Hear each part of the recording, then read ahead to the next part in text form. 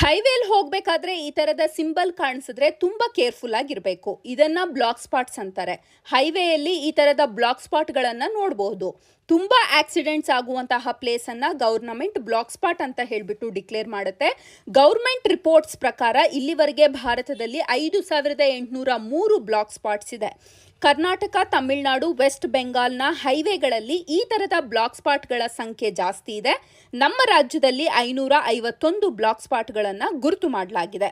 Agra cross, Ramanagara ಇದನ್ನ dangerous block spot ಅಂತ ಹೇಳಿ ಗುರುತಿಸಿದ್ದಾರೆ.